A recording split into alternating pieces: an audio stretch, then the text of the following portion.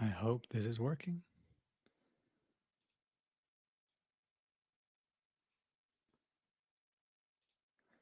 Very exciting. Live. Um, Mom, I made it. I'm a webcam boy. In this video or in this live stream, I'd like to talk about how. Oh, I hear myself double.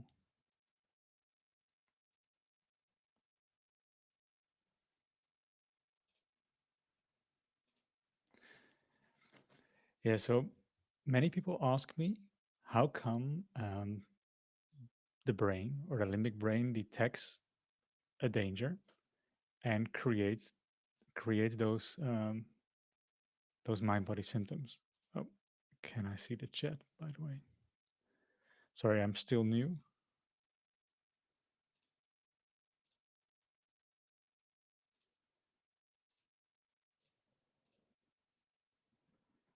I hope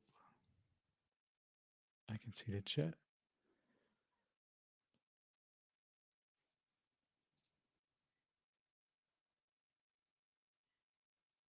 Yeah, it seems to work.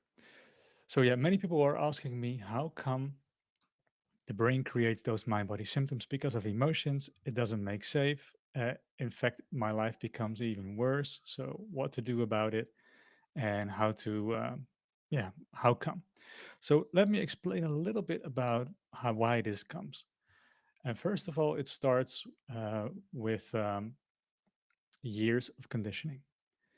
And then after a while, maybe after a viral infection or after feeling good for a while, um, the body cleanses all the emotions that have been stored inside of the cells and it wants to let go of it. And why? Because it's been a burden. You have been carrying something, emotions, for more than a few decades. And that's just not the way that it should work. So emotions are there to be processed and not to be put inside of your cells. So eventually it needs to come up. But unfortunately, the brain detects um, these symptoms as a danger and creates those mind body symptoms. So we need to go a little step back then because we think that emotions are bad. That's how we have been raised. That's what people say when children are crying, like, don't cry. Or people, they make fun of children when they're angry or when children are severely emotional and there's no one there to hold space for them.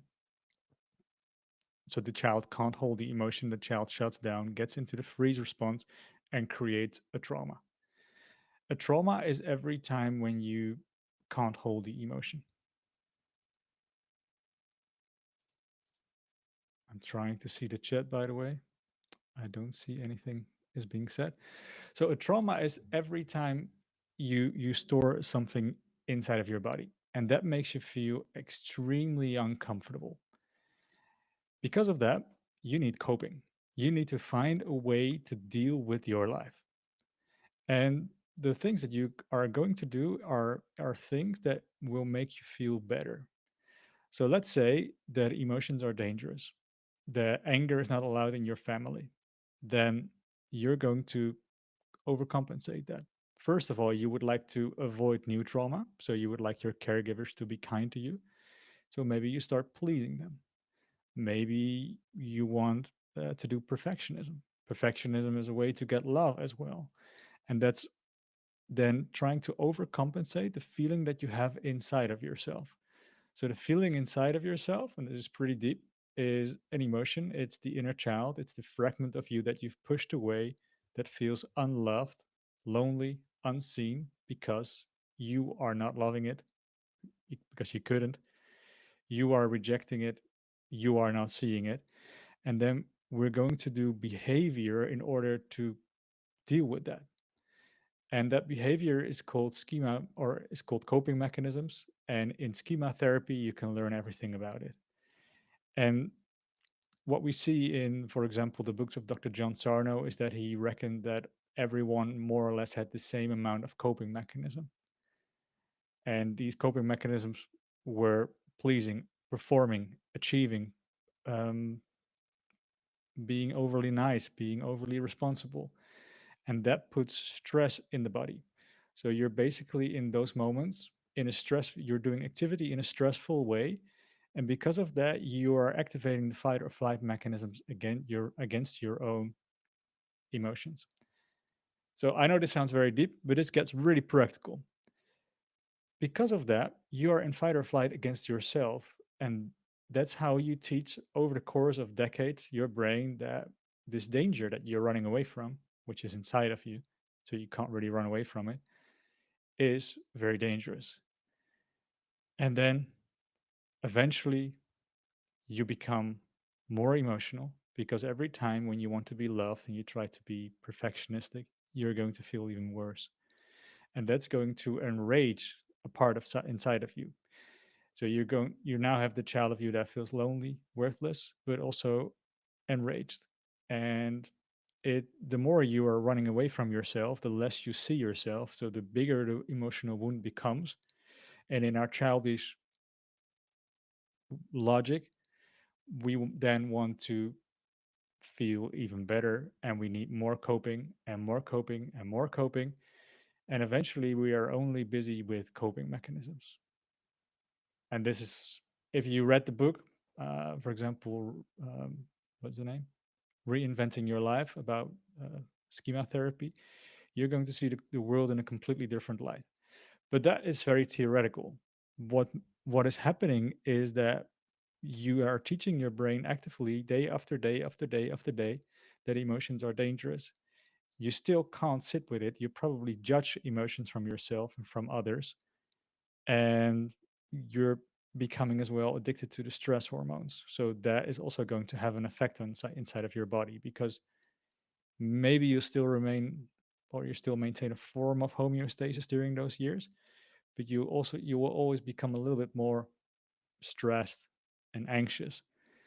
And then maybe a perfect storm, or maybe the body just wants to let go of all the emotions, and that's when they come up.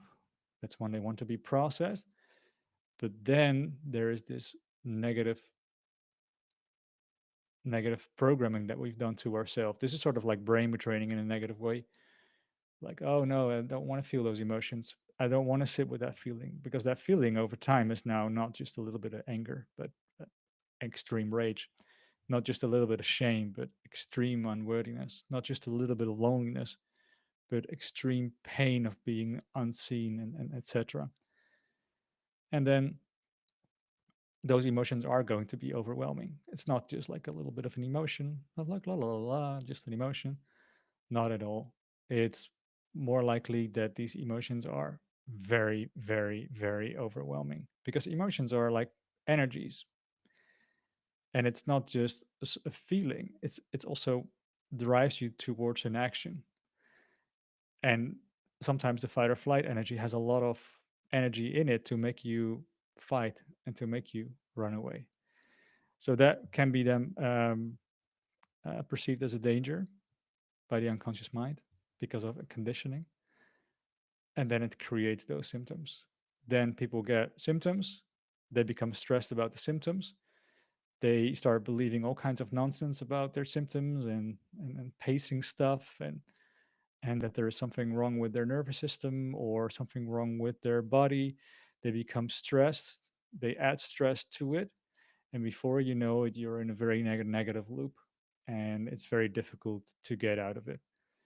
Very often when I talk to someone who has done like all the research from all the normal things, she is terrified. Like basically, for example, if for example the limbic brain creates that symptom of post-exertional malaise with the mitochondria, you can actually test that, and yeah, it doesn't look great, but that is not something that's irreversible, because if you deal with the underlying emotion, then the symptom is gone instantly.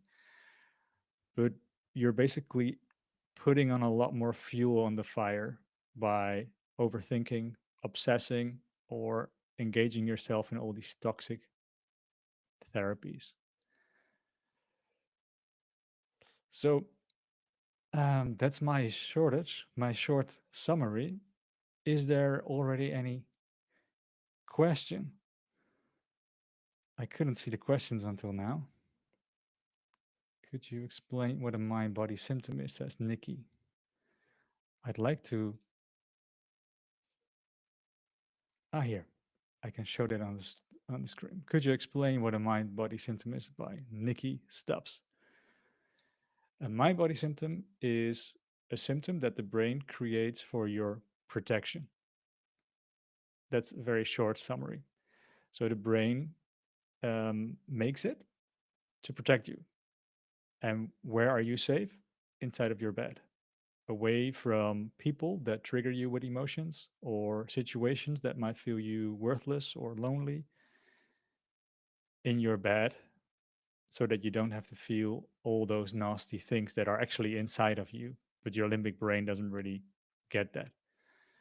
So it then immediately creates this chain of reactions inside your limbic brain, for example, the immune system and the muscles, to create symptoms that you are going to be obsessed about.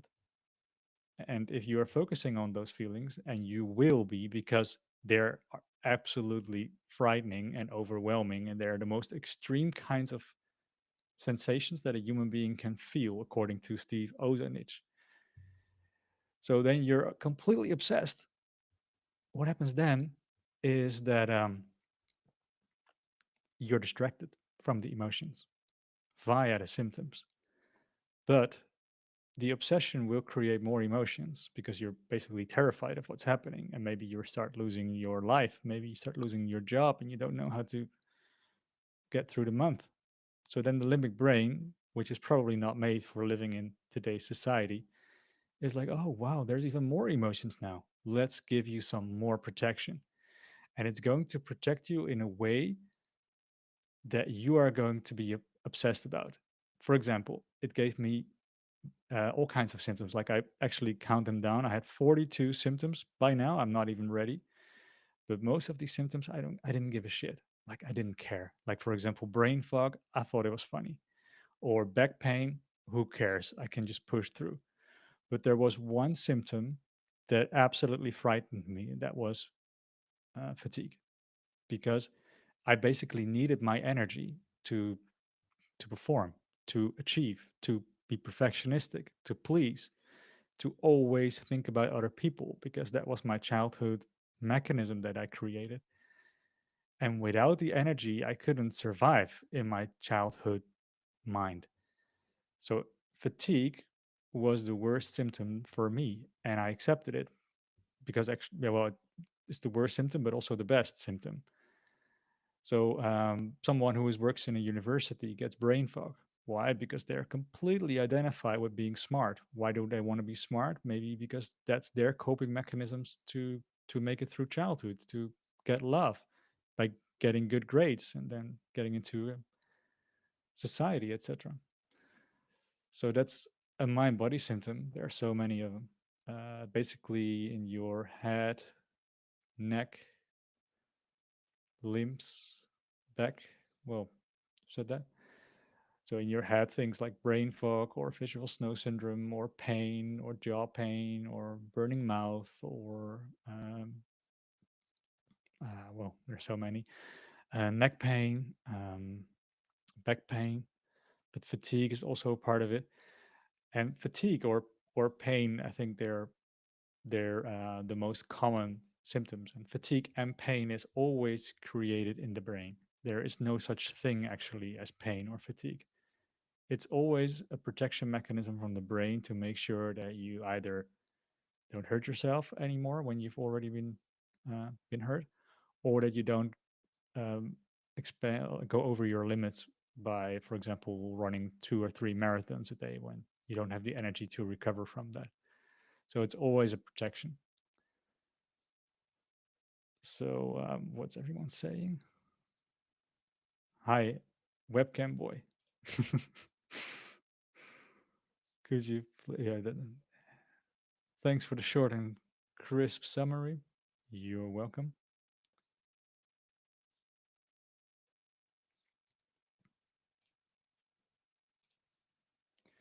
Very intense emotions are primary for me, leading to severe physical I feel insane, like I have no frontal lobe, just dysregulated in terror. Yeah, so that's a great mind body symptom. Usually, when we frighten you with emotions, it get even worse. Food sensitivity from Lucy. Well, you know, if you have been um, if you have been in a fight or flight mode for a long time, so you're not in a rest and digest mode. So digest is processing food. So not properly digesting food is part of the fight or flight mode that creates damage over time. For example, I had gluten allergy because my intestinal wall wasn't that great because of years of stress, chronic stress, and I had like diarrhea all the time. Couldn't process anything. But then the intestinal wall becomes very weak, and all those glutens, for example, and other stuff, they go outside of the the, the, the what is it called, the intestinal walls, coming into the blood, and then you get that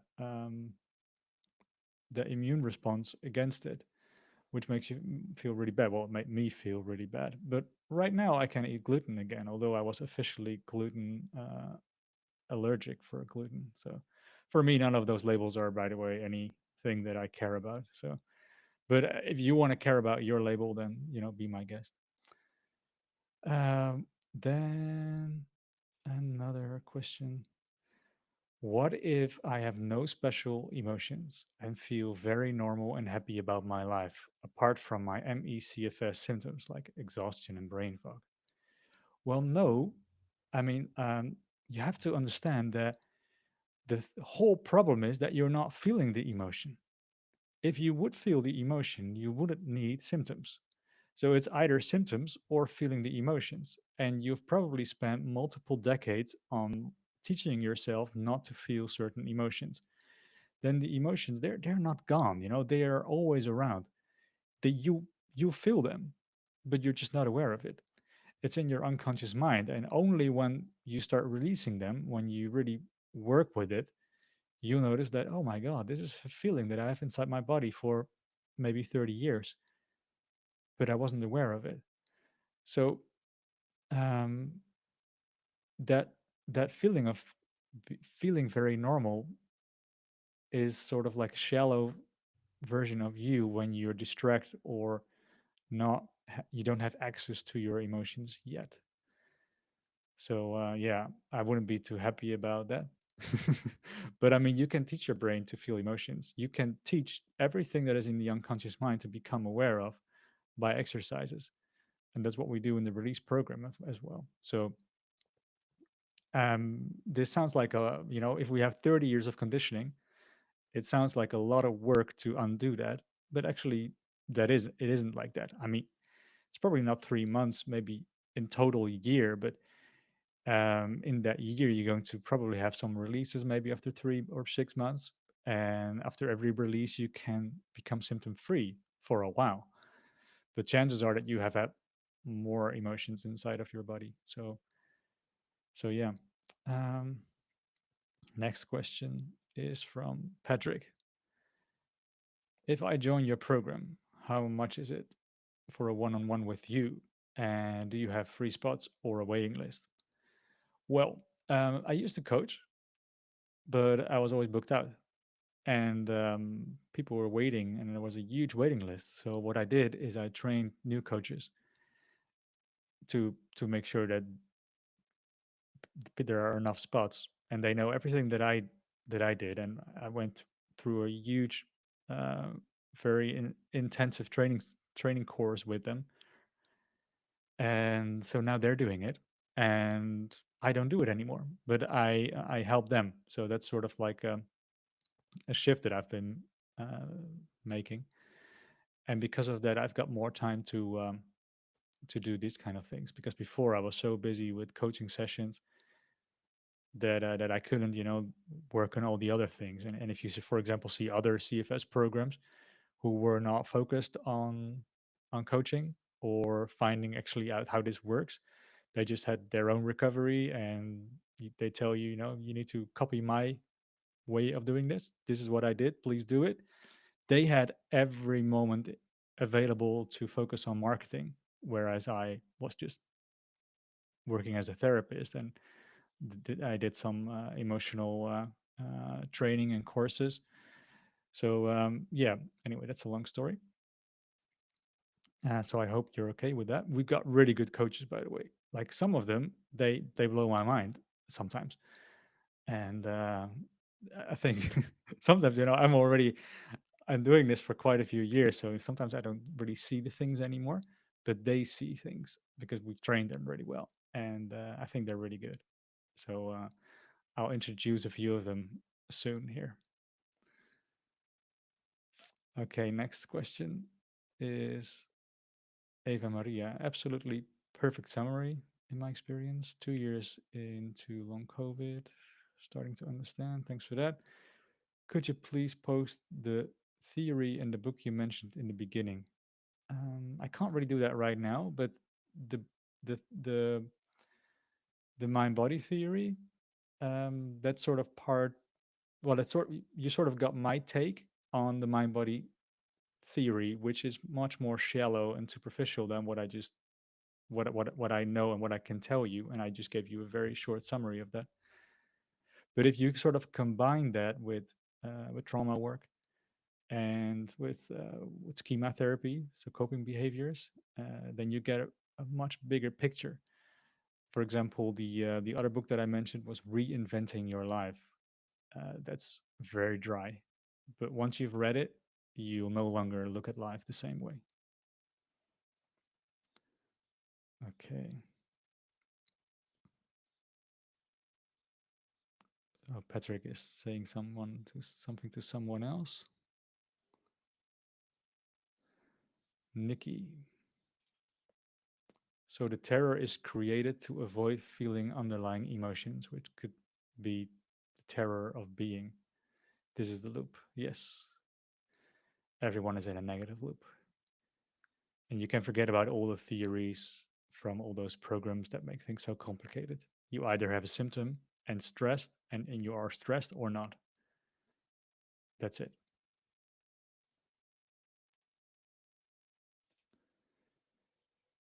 I've got numbness over my whole body and days. I don't know really what days is. And often I feel rage and I have symptoms. Well, numbness is a very good mind body symptom, and rage is a very good reason to have mind body symptoms. Um, and you have other symptoms.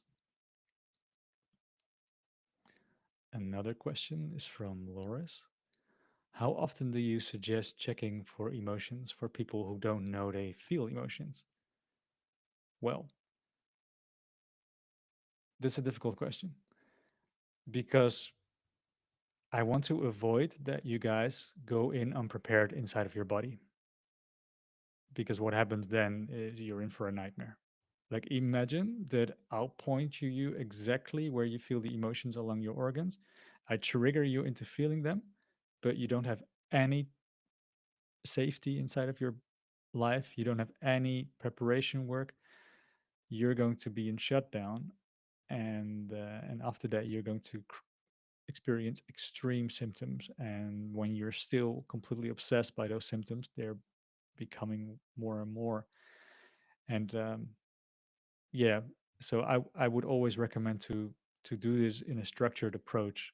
I mean, in the past we had a free program and I offered everything for free. People they skipped the first 7 modules because they wanted to go to the end, started doing the extreme anger release, and then having all kinds of setbacks and extreme symptoms, and then blaming me for it, spreading negative feedback, uh, and basically being stuck and afraid of their body. So that's not what I want. But um, if you are in the program, for every symptom is one emotion, and that emotion is along your organs. And every day when you have a symptom, you can connect with that emotion, and or at least try it. And once you resolve the emotion by feeling it through, maybe some crying, maybe your body does all kinds of things, you're going to become symptom free. So every day is an opportunity, but I wouldn't obsess about it, and I wouldn't do more work than 30 minutes a day.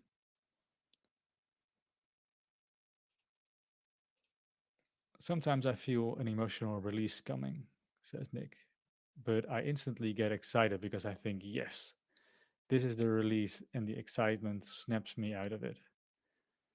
Excitement is stress because you're basically still in resistance to your symptoms. It's like this is sort of like a weird Buddhist stuff. So you want to be relaxed about getting your emotions out. Excitement is resistance. Excitement is fight or flight. So that doesn't do the trick. But I understand that in the beginning, this is perfectly normal. And over time, it will become easier.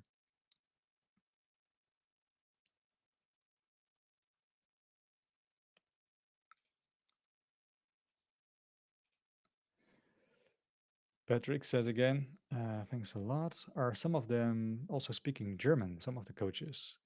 Yes, yes. They cost $90 per hour, US dollars. And I think we've got three of them. They speak perfect German because they are German. and and they also speak other languages. Like everyone speaks at least two or three languages. It's pretty cool actually.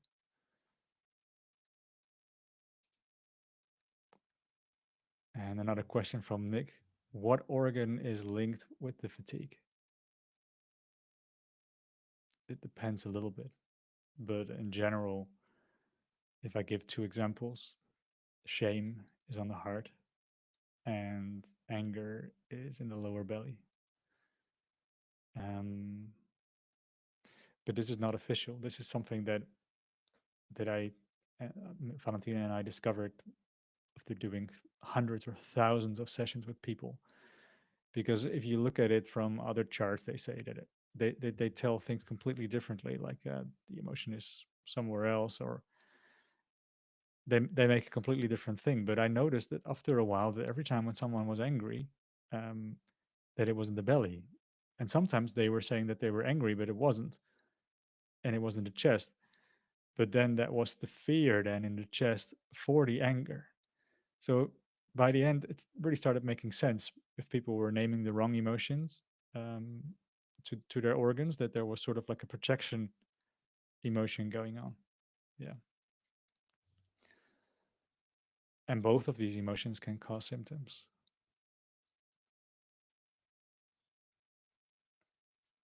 All right. I think these are all the questions.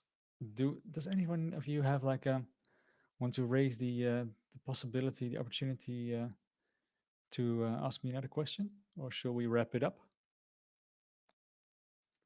Okay. Then, well, this was my first live stream. I was a bit insecure in the beginning. I'm a webcam boy now, and I hope to have answered all your questions. And thank you so much for being here. Have a beautiful evening or rest of the day. Have a beautiful weekend, and as well a beautiful healing journey. Bye.